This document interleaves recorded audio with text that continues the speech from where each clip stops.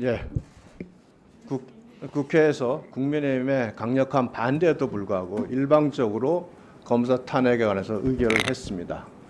의결을 한 이상 법사위에 회부돼서 청문회를 할 수밖에 없겠죠.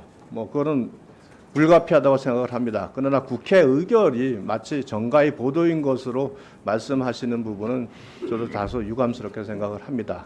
그와 함께 오늘 탄핵 청문회와 관련돼서 우리 국회법 규정에 대해서 제가 다시 한번 주지를 하고자 합니다. 131조 2항에 보면은 탄핵 소추 청문회를 개최하는 데서는 국정감사조사법의 규정을 준용하게 되어 있습니다. 그리고 조사의 방법 및 주의 의무 규정을 준용한다고 되어 있습니다. 그런데 민주당이나 일각에서는 이 경우에는 국감조사법 10조의 조사 방법, 그다음에 14조의 주의 의무만 준용한다고 이렇게 주장을 하는 것 같습니다만, 그와 같은 주장이 되기 위해서는 131조 2항에서 제1항의 조사에 관해서는 국감조사 법률 제10조, 제14조를 준용한다고 하는 경우에 그렇게 주장이 가능합니다. 그렇지 않으면 이와 같은 규정은 그 조사에 관련된 조사 방법 및 주의 의무 규정, 제척 회피 규정, 또한 제8조의 감사 조사의 한계에 대해서 계속 중인 재판 또는 수사 중인 사건의 소추에 관여할 목적으로 행사되어서는 안 된다는 이 규정이 당연히 적용이 돼야 됩니다. 오늘 박상영 검사 탄핵 소추와 관련돼서 탄핵 사유로 되어 있는 총 7가지 중에 울산지검에서의 불미스러운 부분은 직무와 관련된 부분이 아닙니다. 그렇기 때문에 직무상의 위법이 아니기 때문에 이게 탄핵 사유가 된다고 볼 수도 없고요. 또한 이 부분을 주장한 분도 이 부분에 대해서는 객관적으로 증명이 안 된다는 걸 잘 알고 있을 겁니다.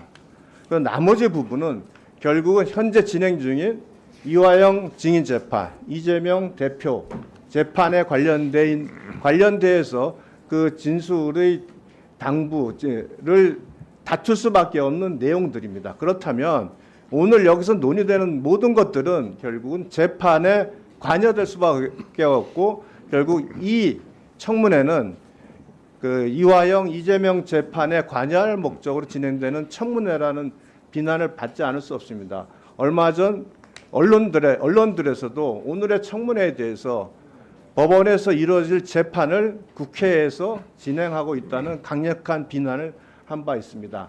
이 점을 주지하셔서 적어도 구체적 공소 사실에 대한 주장이 반복되는 일은 없어야 된다고 생각합니다. 네, 유상봉 간사님 의사진행 발언에 대해서 또 위원장으로서 답변 드리겠습니다. 오늘 하는 박상용 검사 탄핵조사 청문회는 국회법 130조 1항에 의해서 본회의에서 의결되었습니다. 본회의에서 직접 탄핵을 하는 경우에는 200명 이상 3분의 2 이상으로 탄핵을 할 수 있습니다만, 이 사안은 본회의에서 의결하기를 법사위에서 조사해봐라 라고 회부를 했기 때문에 오늘 탄핵조사 청문회를 하는 것이고요. 이 탄핵조사 청문회는 국회법 절차에 따라서 진행되고 있다는 점을 말씀드리겠습니다.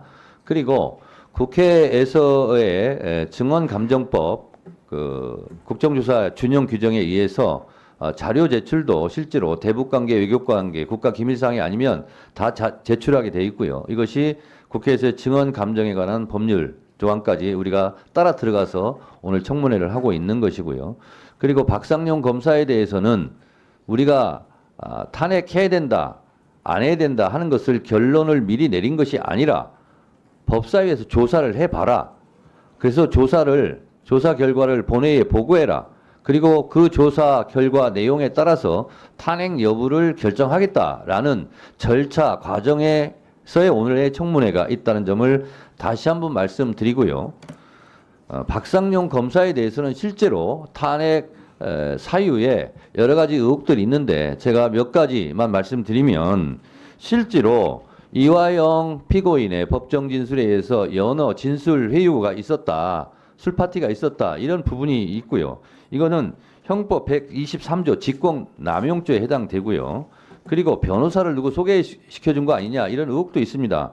이것은 변호사법 제36조 재판 수사기관 공무원의 사건 소개 금지 조항에 위반 의혹이 있습니다. 이것도 알아보자는 겁니다. 그리고 뉴델리 보도에 따르면 공소 제기 전에 피의 사실이 공표되었습니다. 이것도 검사가 아니면 이렇게 언론에 유출할 수 있느냐 하는 의혹이 있는 겁니다. 이것은 형법 126조 피의 사실 공표조에 해당되는 것입니다. 오늘 조사해보자는 것이고요.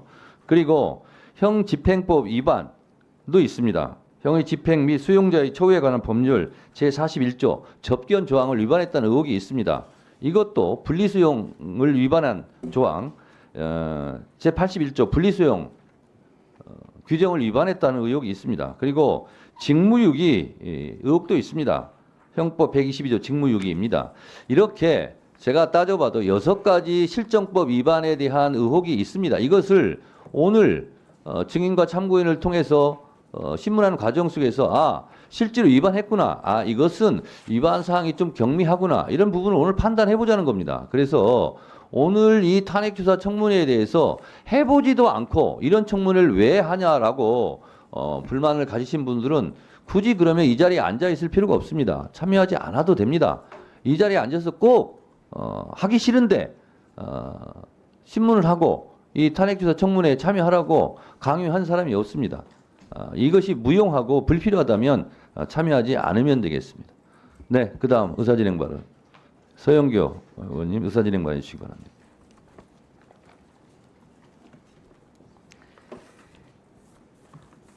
박상용